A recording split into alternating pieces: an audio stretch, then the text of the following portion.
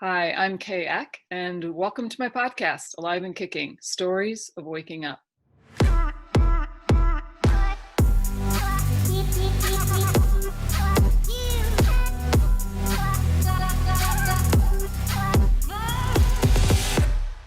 Hi, podcast family. We're back today for another episode with my friend, Brandon Corder. Hi, Brandon. Hey, what's How you, up? how you doing? I'm doing really good. Yeah. Good. Yeah. I'm so happy to be here with you today. I just want to give a little introduction of you. I've known you since I think middle school. Yeah. Is Lots that of right? And you're yeah. and you're 30 now, right? Yep, 30. Just turned 30 in July. Happy That's a trip. birthday. Happy big birthday. Yeah, So, thank you. how I met you is that I became friends with your mom through this dinner group that we both got involved in and both hated. I didn't know And that. yeah, and that was a long, long time ago. And one of my favorite memories of you is actually a fairly recent memory. I think you'll remember this. I always felt like a connection to you, and we met for brunch in the city where you live. And on the way out of the brunch, I think it was raining, and the city was really gray and dark. And you had on this white T-shirt, and you were riding that thing. What do you call that thing? It's the one wheel. Yeah. The one wheel. Yeah, it's a And one so wheel. you're already 6'4" or 6'5", Six and four. 6'4", and that thing you were riding on made you look like you were some kind of mythic Roman god or something. And you were like, you must have been close to 7 feet tall on that. And you were just like riding down the city street in this, it just was like so surreal to me and hilarious. Yeah, it's the future. Yeah, that was so funny. I think you were having trouble getting into your car as well. That's right. And somebody hit me, Yeah, didn't they? yeah, They like hit me. yeah, Yeah. right. Yeah, somebody hit you from behind, and then like that caused your car to lock or something. I And don't know. just sat there. But you also gave me some good advice. That I was like, I had that guy in my house or whatever. You remember I took those pictures of him that made him look like an alien was trying to pose him as a real person. Do you remember those pictures? Yes. Yeah. But you told me that like I needed to create a barrier between me and him because he was gonna drain me or whatever, and you know I like kept that in mind towards the end, and he eventually like got away and got a job or whatever. But Yeah. yeah, he definitely you were right. You started. Well, I think that that's a great place for us to start because, when you talk about, you're like, even though you're like this giant manly man, you're also like very empathic and very sensitive. And that's, been a bit of a rocky road for you. So let's start back with your childhood. What was your first memory of you as you that nobody told you about? Huh. One really vivid memory I have from my childhood that I'm proud of was I saw these little girls choking someone out with a sweatshirt on a play on a playground. Oh my God. Yeah, and I like ran over and I like tackled one of the girls off of this little boy or whatever, and I was like, "Don't choke him out!" And then like this teacher came over to me and like told me that like, "Hey, don't like hit a girl or whatever." they threw me in detention. I don't know. I don't know why that came to mind. It's just like the Oh my first thing that gosh. came to mind. But like I was like, no, like this is bullshit. Like I was like saving that kid. Oh my But, gosh, that's yeah. that's incredible because I feel like that's sort of like indicative of what your life has been like, really. It's like people making assumptions about you. And how did that work for you as a young kid? Yeah, it was.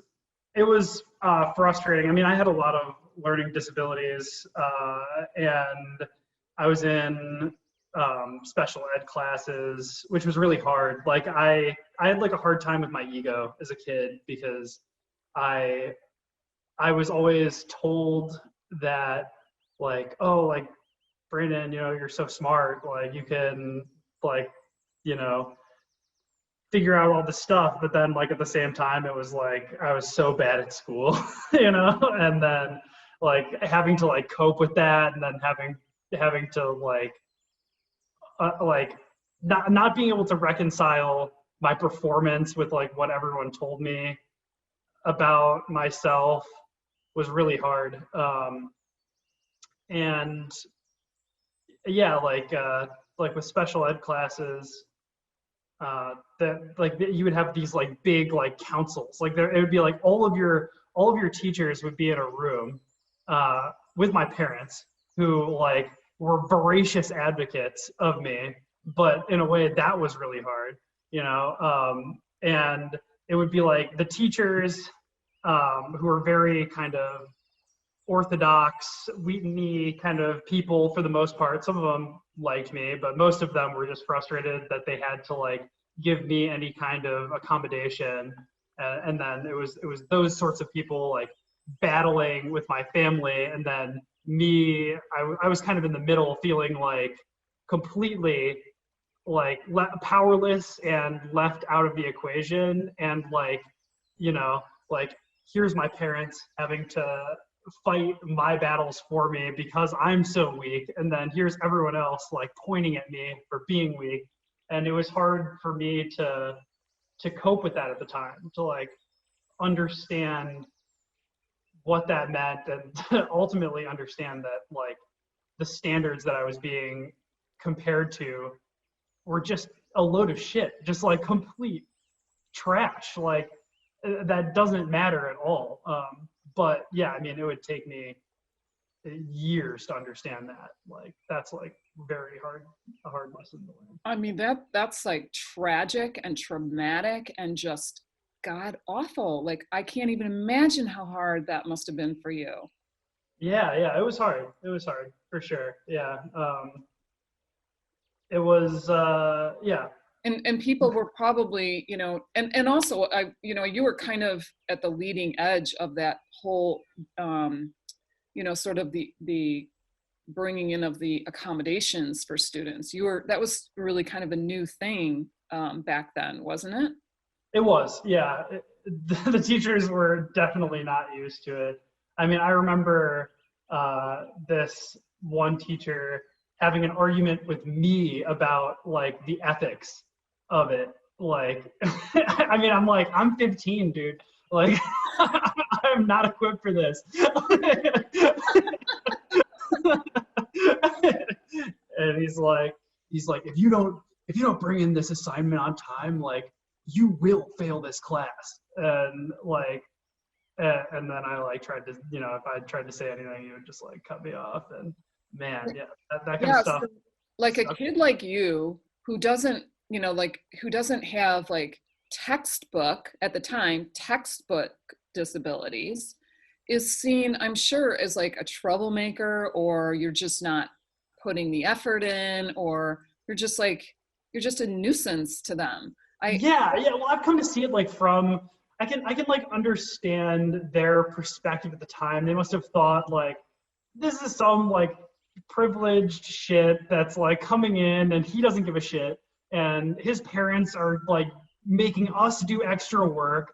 They're just like trying to get by. I mean, I can like I don't think in the end that any of them were bad people or anything. I just think that they like yeah, they were just the wrong people for me at the time. Yeah. They were people that weren't very open to understanding where I was coming from. Yeah. Yeah. Well, you wouldn't have been able to articulate it when you were 15, but now, how do you think that could have been different for you? What would have worked better?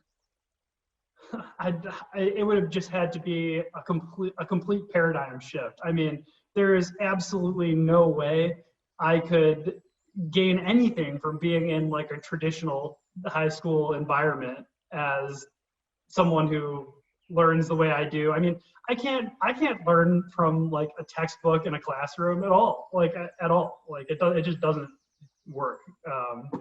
And I mean, I've learned from like being on the job that like I can definitely learn things really fast. I just have to do it in my own way. So, I mean, I don't know, some setting where you're like trying to apply the things you're learning in a practical way as you're learning them. I don't know. I mean, I think that there's like some cool ideas in like Montessori schools or whatever, but I think I just wasn't in the right school, you know? Yeah. And I think that's true for everybody. Like, that, that, that paradigm of schooling was not like invented for like people. It was invented for factory workers, you know, like no one's supposed to like learn in that way. Like Yeah. the history of it shows it. Yeah. You kind of seem like one of those kids who would have been just fine out in the woods or in the mountains. Yeah. Yeah, I think about that all the time. Tough out, you know, Right.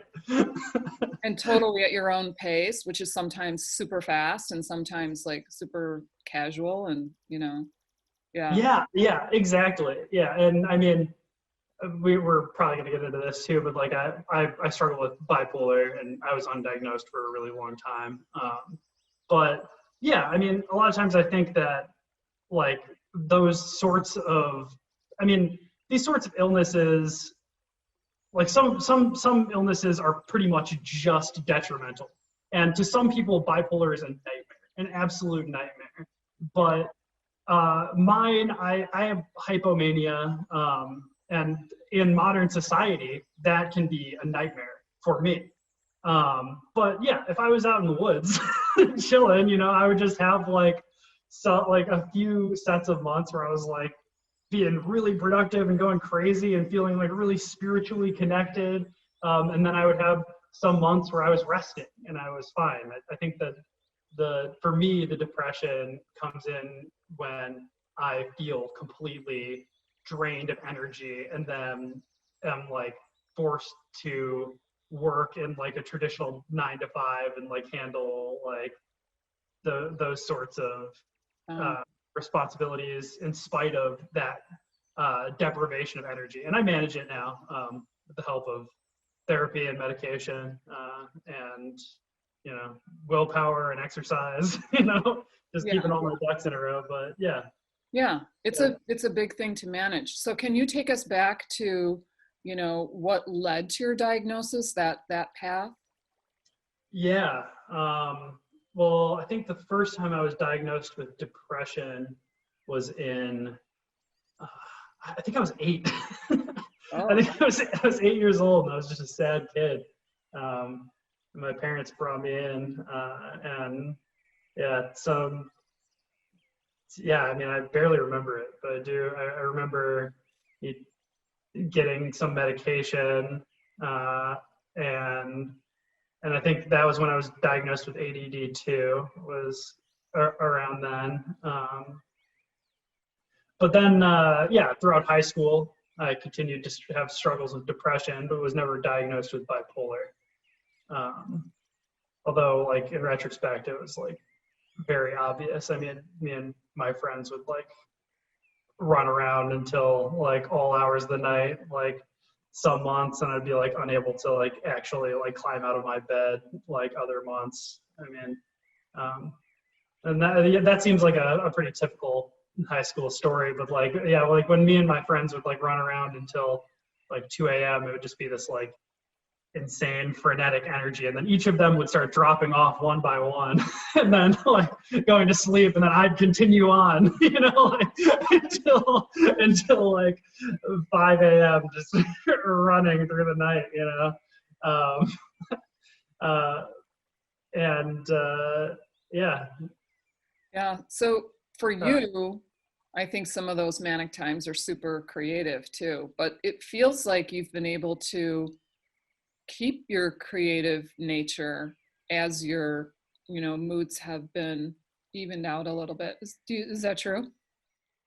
Yeah, yeah, it's true. Yeah, me and one of my good friends from high school, I recently moved into a building that he has, and he is the apartment manager there. We found a empty room in the building that we've installed a wood shop into. We've been working down there. It's been pretty cool.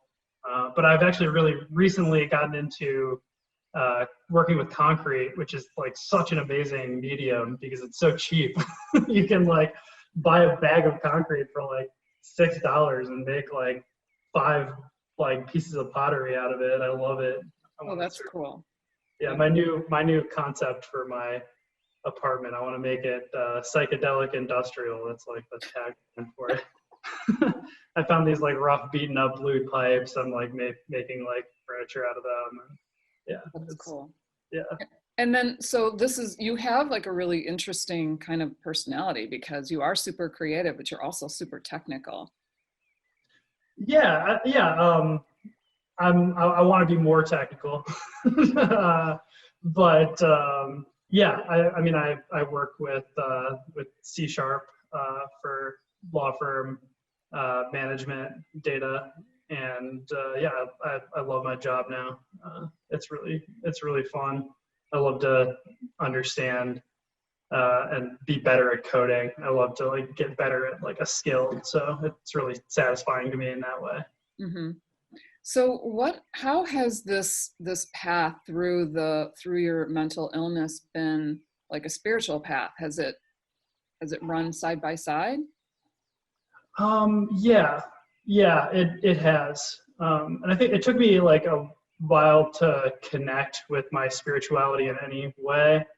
Um, I was like super down on like any form of spirituality for a while, because I grew up in Wheaton, which is the mecca of Christianity, most churches per capita in the world, I think. Um, and I was just really like against like everything that was from there at the time. So I thought that religion was to blame for like all of the problems in the world, and I was like an edgy neckbeard atheist guy who like played video games all day like during my depression. For a while, I was like totally that guy. Um, but as I went and got help from this group, Rush Day Hospital, which I totally recommend to anyone who has serious problems uh, with any kind of psychological issue. Uh, I sort of started to see these people like it's a group of like 40 people in a room, and everybody has their own issues, and they all like communicate with each other and kind of figure it out together. And it's like led by a few psychiatrists and psychologists, but generally it's just people helping each other figure out like what's going on with them at like the deepest level. And it's like hard to even put it into words, but I think like through that experience I understood like the sort of like spirit of people and like the connectedness of people, and like yeah, it became, I guess human connections became something spiritual for me. And then like that did run alongside me kind of becoming a functional human, and somebody who can actually feel their emotions, because I had all of that like blocked off for a while. It was too much. It's too much to deal with that like while having it completely out of control. But yeah, I think that for me, like the connection between humans and like an ability to take like clear, open-minded feedback from someone else is like a beautiful and like spiritual thing. And I Yeah. think that shutting off from that is like one of the most like harmful things you can do to your life. Like no matter how successful you are, tons of people are very successful and they shut themselves off from like other people. I think that that's always going to be damaging to like this potential joy that you could have from sharing your life. and Oh, being oh open. my God, that's so beautiful. I think about that environment that you were in, just seems like that should be the environment that we're all in all the time. Yes, yes, Like yes. when you meet somebody, like, hey, what's going on with you? Like, how are you feeling? What's on your mind? What's troubling you today? Like, why can't we talk to each other that way? Right. Yeah, yeah. It's because we're too busy. It's because we're too busy. That's why. Yeah. Too Mm, much other crap going on. Just like those teachers, they had too yeah. much crap going on in their lives. They're not bad people. They just were like, oh, this kid is taking up another 20 minutes of my life every day. Like, what the heck? I can't deal with that. I'm busy. Oh my God, what would it be like if that was the environment? Is that possible for us? Yeah, I think that I think it's a matter of time. It might not be in our lifetimes, but I do think that eventually things will get to that place. I mean, I have a lot of political opinions regarding like how we get there. I think that we need to democratize the workplace. I think that that's like a huge step towards getting there. And fix income inequality. I think that would be a big part of it. Yeah. Because everything in our society is just designed to keep people moving constantly. Yep. Yeah. Yep. That's part of the programming, really. It's like I remember this moment when one of my kids, who um, was telling me that in their job they they only had a week's vacation for like 8 years or something. And even though when I just started out in my career, we didn't get a vacation for a year. You had to work for a year before you got a single day off. Yeah. But when he described that to me, this vacation policy at his new job, I was like, oh my God, you're a paid slave. Yeah. Like, like it's like we're being kept at a level that keeps us just quiet. Like, we can't quite put our finger on what is actually occurring, but we're being kept at a level where we cannot thrive and prosper. Right. Yes. Yeah. And it's like completely normalized, and you're seen as radical if you point it out that things are weird. Like Yeah. anymore, it's getting better. People are starting to realize it. I think that as horrible as COVID is, obviously it's a wake up call for everybody. People can see that, for one, like the wheels stay on, like in spite of the fact that no one was working for a long time, like society continued to function. We don't need the red line to go up. And then, yeah, and then like, I guess along the same lines, just, yeah, people were going into work. And I think that they, as scary as it was, got to feel like a bit of, like ease, like just yeah, some people got to feel ease. I don't want to make it seem like, Right. yeah, tons of people, it was an absolutely horrible situation full of anxiety around how Right. they're going to get their next paycheck. But Right. yeah, But this concept about, the varying levels of productivity, activity, and rest, which you could say in, in a bipolar setting, maybe it's extreme, it's higher than maybe it's desirable and maybe lower than desirable. But that idea of productivity followed by a period of rest, like, what's wrong with that? yeah, there isn't anything wrong with that. Yeah, all right. Yeah, like, what's wrong with that is that when you rest, you're not being productive. It should be extreme productivity all the time, because our group is competing with this other group. And as long as that's happening, you know Yeah. that's what will be wrong with it, is that it's not the most productive thing. Yeah. Yeah. Do you think we need to have the most productive thing? No, no. Well, I think that there are problems relating, if we're talking on like a nation level, there are problems relating to being less productive than other nations. But I mean, I think as on a human level, like if everyone like could agree like we should just chill out, then I mean that would be good. But obviously it's a more nuanced issue than that. We need everyone to chill out, or else like someone else will outcompete us, you know. Yeah. Because we're in this paradigm where everyone's fighting, you know. Right, and that's part of the programming is the fear that somebody's going to get ahead of us, and then they're going to be dominant, and we're going to be submissive, and you know, like blah blah blah. That's right. Part of the whole dynamic. Yes. Yeah. Exactly. Yep. And Yeah. it's all fear. And yeah, that's I mean, and what you said about like the sort of bipolar idea of working and then rest being an okay paradigm, like I agree. And also that's the paradigm of like modern neoliberal capitalism right now, whether they want it to be or not. You have booms and busts. Like you will rest. Like the neoliberal capitalism right now is like untreated bipolar, you know.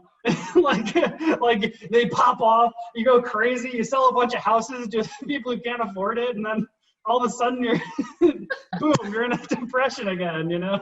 Oh, that's really interesting. Oh my God. Yeah. So it's like, yeah, our world is bipolar and we need to rest, and like it's not treated right now. Yeah.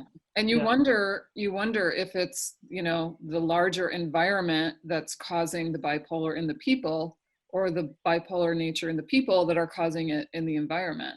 Yeah.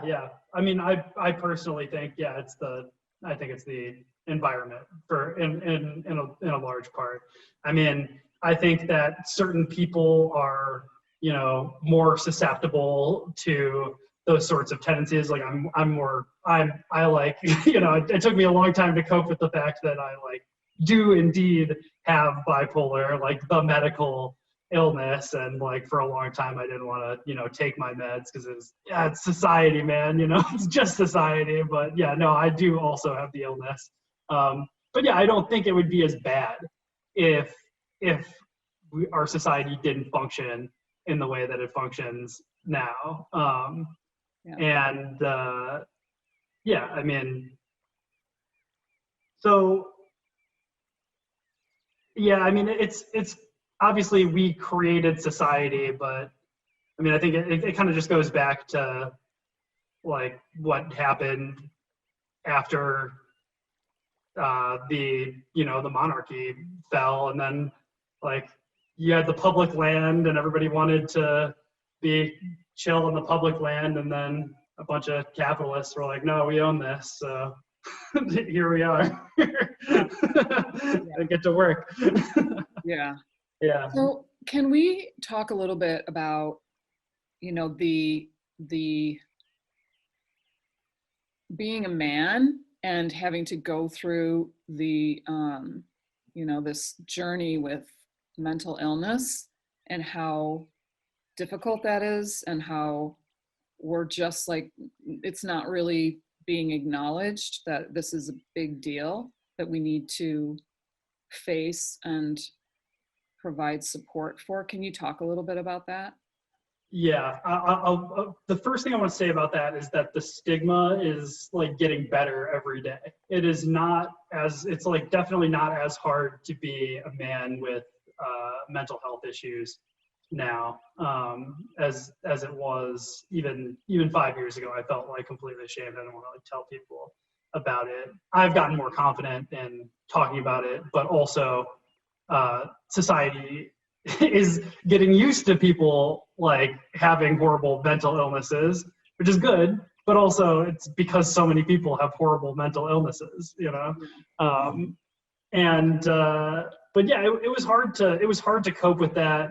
I think for a long time I accepted that I had them, but it was in an ego defending way. So like I would say things like, oh, yeah, I know that I'm depressed, but I don't need to get treatment because I know what I need to do to help with my depression. I just don't do it, you know, because I'm a bad and like lazy person, you know, like, but I could do it, you know. Yeah. Um, yeah, so like I think that, but it was hard. Yeah, it's hard to.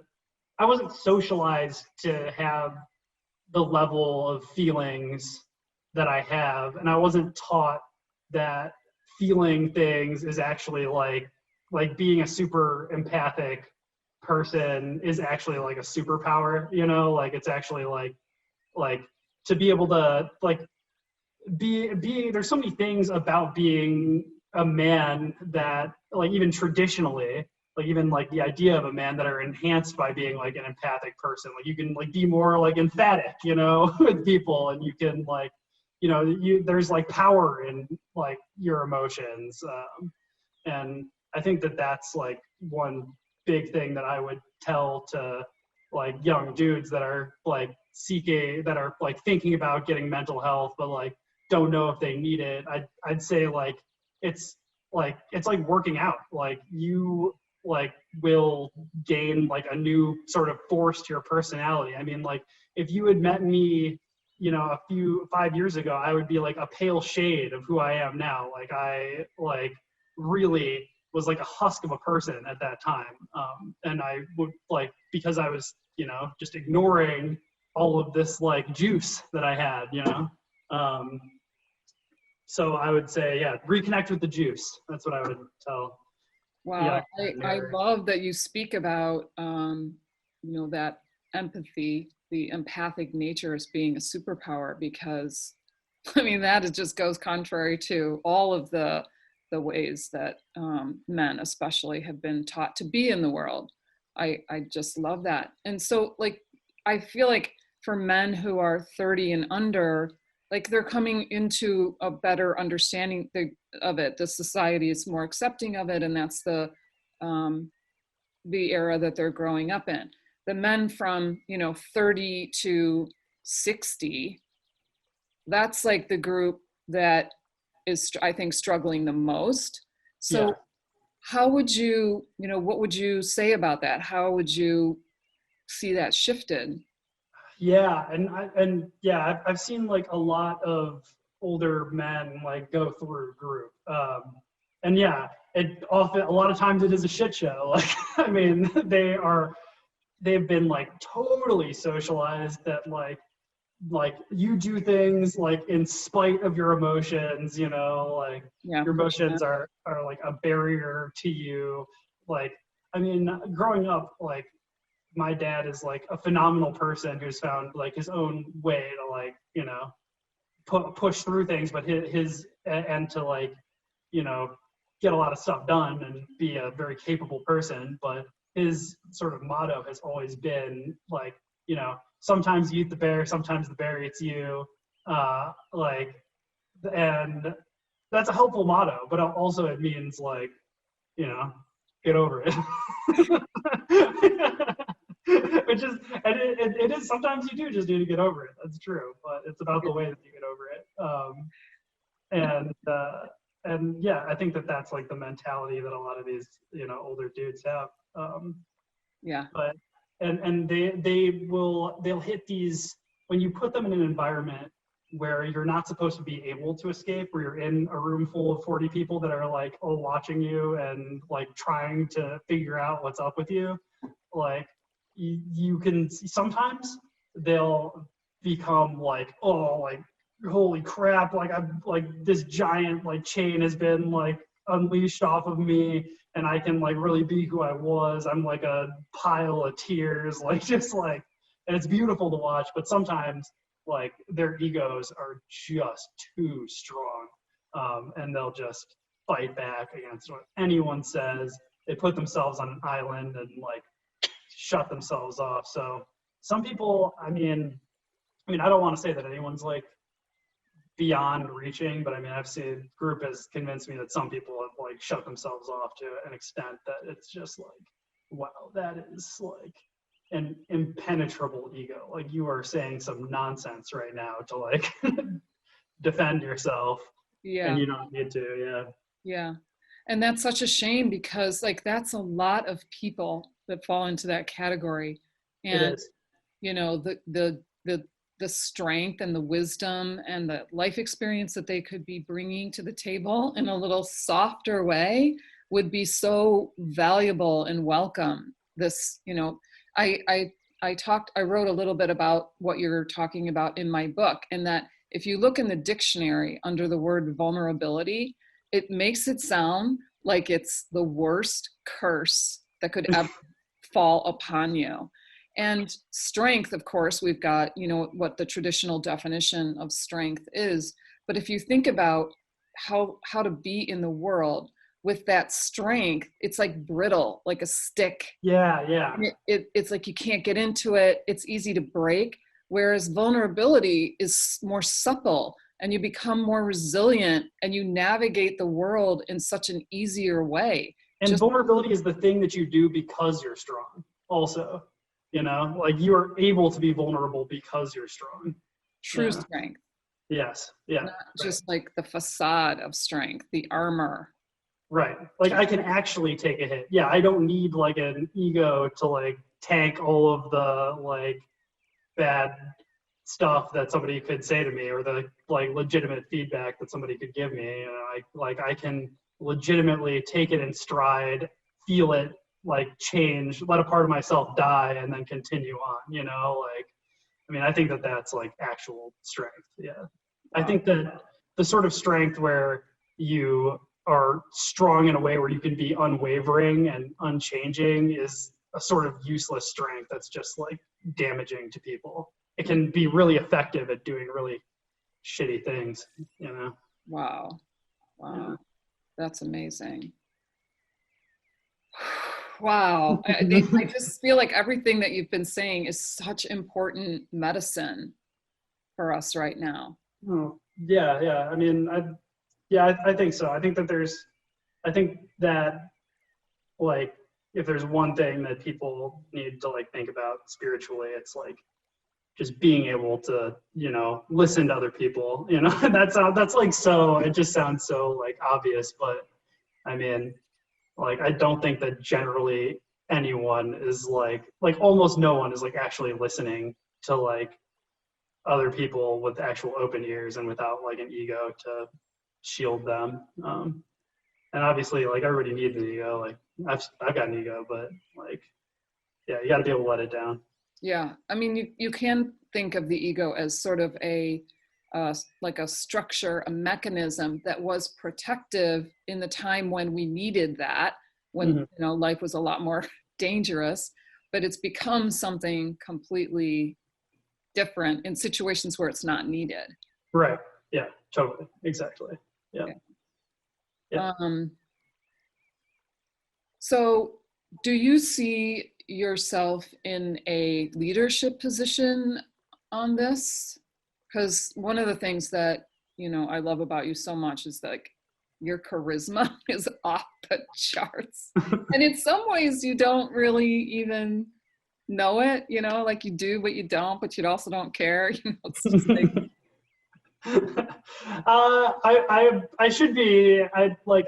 I wish I was in a leadership position in it. I don't know. Like I've just been trying to sort of live my life for now. You know, I've only had a few years. I feel like of actually being alive. You know, so oh yeah, I guess I've just been being a little bit selfish for a while. You know, just like feeling like a real human for the last, you know, 3 or 4 years. It's like yeah. nuts to like have emotions again and have feelings and have relationships and like want to meet people, not want to be like in a basement and Yeah, wasting away.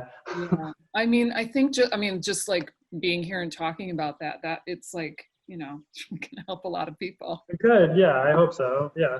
Yeah. I don't think that's selfish at all. I think it's really healthy that, you know, you want to live a good life. Like that is really important. You know, I like you talk about the difficulty, or you haven't even said that it's difficult, but this habit that we have of not listening to people. I feel like I've been, kind of doing that work for a long time. And when I started this podcast, I noticed that when I would prepare questions in advance, it would take me out of the moment. And I couldn't, even for a second, lose my focus to turn and look at a question. I would lose the connection that I had with the person that I was talking to. So Yes. I think of it almost like a meditation, to be so focused and so present with somebody that I can actually have a real conversation. And I feel like I've been trained in this, and it's still really hard to do. Yeah. Well, that completely makes sense. I mean, it's hard. Yeah. It's a very, like, it's the most intense thing that you could be focused on. Like, another person is like the most complex thing like in the world. So to try to like pick out facets that they might find novel and interesting, like from what they've said, is like actually really hard, you know? Yeah. Yeah, I think you do a really good job of it. Personally, like I think that I learned how to listen like that at a really early age as well, just like you said. And I think I did it to kind of like, I was kind of like the peacekeeper, I felt like, in our household. I don't even know if I like did that good of a job, but I was like trying to like keep an eye out, like looking out for everybody else's like emotional states and trying to predict like the way the weather was going to go when I was a kid, That's how empaths ride, right? Yeah, right, exactly. Trying to, what's going on? How's everybody feeling? How can I even this out? Yeah. Hope nothing crazy is gonna happen. Yeah. Yeah. So what do you see for your future? I would like to, the big thing that like jumps out of my head immediately is I want to live in like a more communal setting. I think one of the things I was trying to get my friends to do it for a while, and we were actually like pretty close to pulling the trigger on it. We were going to get some land in Custer County, Colorado, which is like cheap land next to like public. It would be like this like 100-acre swath of land next to like a public area that we could like go into, like 5,000 miles or something of like giant like woodlands, and then and then Custer County specifically we wanted to do because it has no building codes. So we would be able to build like whatever kind of crazy structures that we want out there. And like me and a bunch of my friends are into like building stuff. So yeah, we wanted to build like a crazy commune that had like big, cool houses. Yeah. And that's like, I could definitely, I would eventually want to try living that lifestyle, like just a bunch of people living kind of in a secluded area. I'd still want internet, you know. I'd still want modern amenities. You don't have to lose that stuff, but yeah, just in like beautiful nature at all times.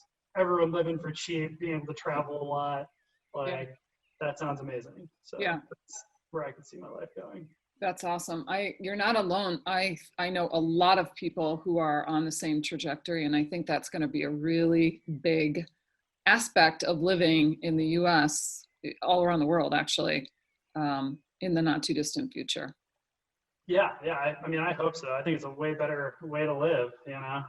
Definitely. Like even right now in the new spot that I'm at, there's more of a communal vibe going on there. The last place I moved into because my sister got a job and I moved into her old place. But then this new place is in like a community that's like way more connected. I mean, when we bring the like barbecue out and the smoker, like people are like, oh, can we like throw our meat on with you? And I got like a bunch of friends in the building, so already like it's already like much more communal kind of vibe. So I'm digging that. It sounds like it feels like super supportive to you too. Yeah, totally. That's really awesome. great. Yeah, it's awesome. Oh my gosh. Okay, so should we switch to the lightning round? Whoa, the lightning round. Okay, let's go. Yeah, I forgot about the lightning round. Okay. Okay, here we go. The first one's probably going to be hardest for you because I picked it specifically for you because of your personality. Okay, let's hear it. Okay, the first question is board games or video games? Does board games include tabletop RPGs? Board Yes. games. Okay, board games. Yeah, board games. Way better. Awesome. Video games are good and cool, but tabletop RPGs are way more open. Yeah. So this is not the point of the lightning round. I'm not supposed to like elaborate on things. No, you can collaborate. Oh, yeah? There's no rules. We make up the rules as we go. All right. Excellent. Okay. Yeah. Tabletop RPGs are dope.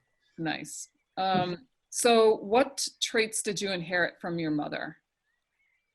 For my mother, empathy, and I just think like a good nature and like a kind demeanor. Like she's just sweet to everybody. That's what's so awesome about her. Yeah. And from your dad?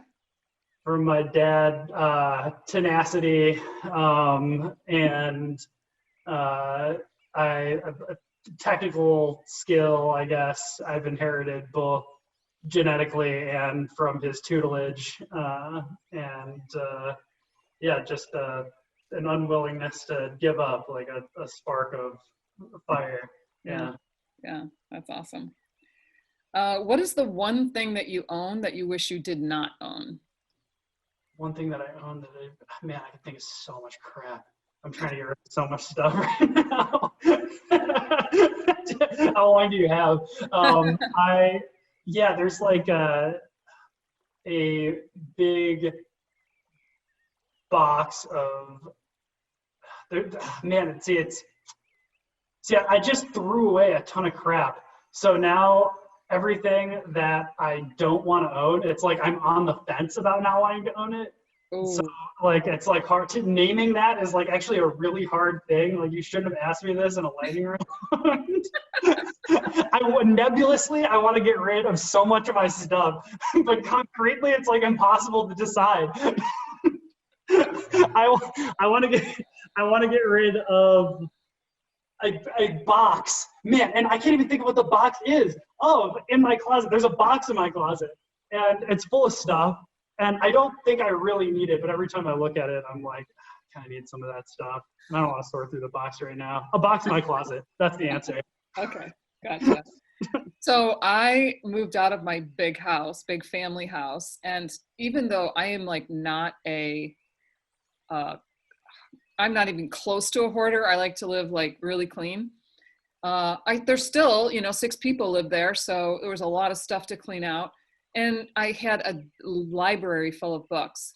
And so I got rid of a lot of books, but I also kept a lot of books. And I was putting them in boxes to put in the storage unit. And when I went back to the storage unit with my daughter, I was like, why did I keep all these books? They're never going to come out of here. I'm never even going to open up the boxes. And she's like, I was wondering when you were packing up, I was like, why is she packing all those books? And I'm like, why didn't you tell me? Yeah. Say something. Especially with books. Books take so long to read. Books are like a massive time commitment. I have so many books. I don't need books. Yeah, I'm the same way. There, a box of books. I have a box of books. I'm with you. Yeah, let's get rid of that. They're so hard to get rid of, though. Oh my gosh.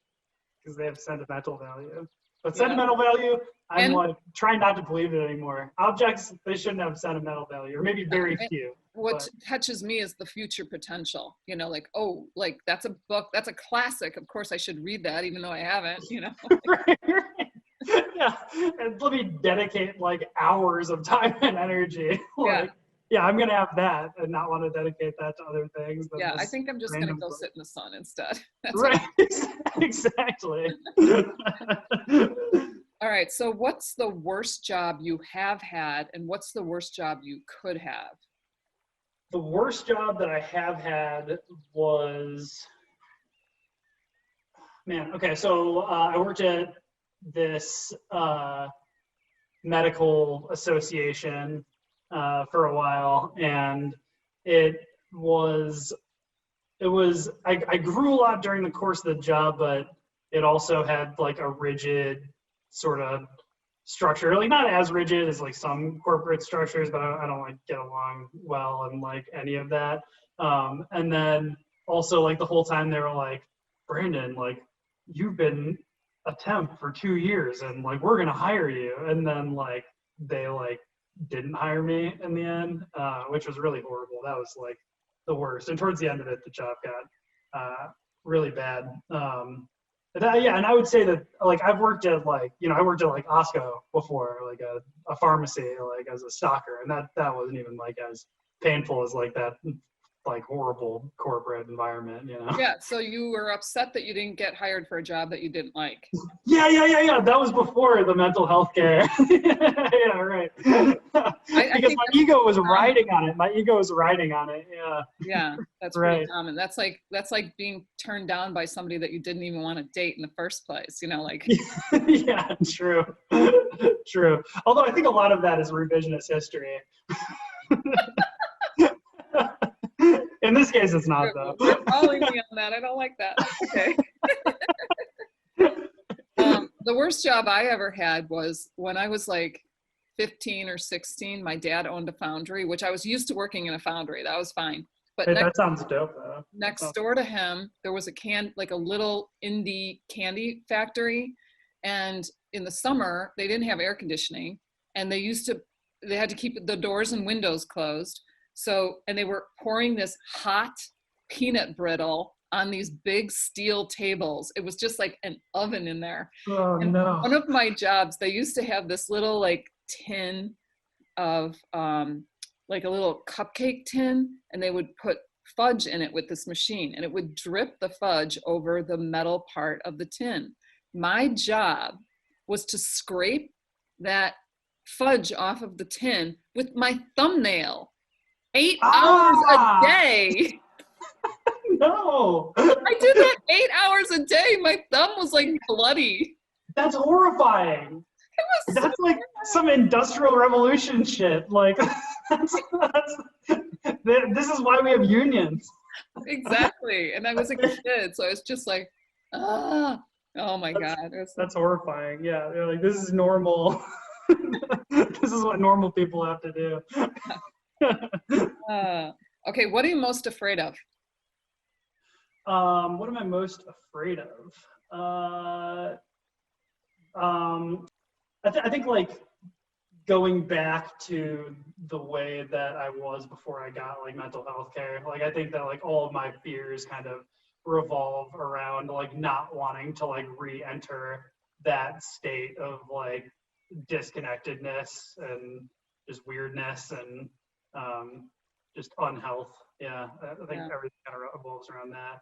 I'm like afraid to like gain any weight because of that a little bit, and like, you know, I like have to, if I like get off of like a rigid like workout schedule, or if I get off of like, if I like miss an appointment or something, then I like have that fear in my gut of like, oh, like you're gonna go back to the way you were, you know.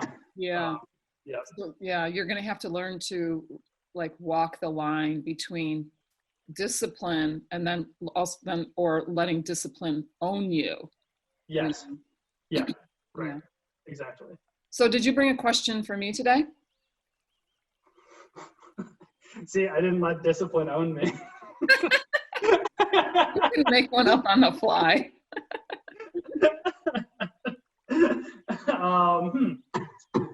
Let's see. See, I want it to be a good question. Let's see.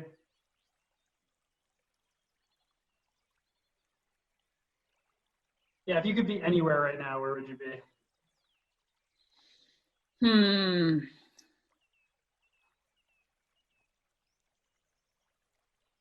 I'm in a pretty amazing place. So, I mean, I love where I am, but I would love to have like all my kids here for just like a little while. Yeah. It's been so long since we've been together, and you know, now everybody's super spread out, and it's going to get harder and harder to be together. But if I could have that anywhere on the planet with them for a week, would be awesome. Yeah, that'd be sweet. I hope that happens for you. Yeah. Me too. What about you? All the troops. We'd be anywhere right now. I think like I'd want to be like near the top of like a low mountain, you know, maybe there's like a lake there, you know, so Mm. somewhere like that. That'd be good. Somewhere brisk, you know. Hmm. Interesting. Yeah, yeah. You I should don't. you should try Iceland. Man, I should try Iceland. I'm like, yeah, Iceland that'd be Yeah. good. I'd be down. I keep seeing. It's funny that you say that. Like the algorithm thinks the same thing because it keeps showing me pictures of Iceland recently. Uh, well, Brandon, I just want to thank you so much for being with me today. I think that, our conversation is really going to be helpful to a lot of people, and I really commend you for your vulnerability and your strength and your willingness to show up to this conversation. Yeah, thank you so much for inviting me. This was great. It felt good to talk about this stuff and just talk to you again. Yeah, felt Yeah, awesome. Yeah. yeah, it's been great. Thank you.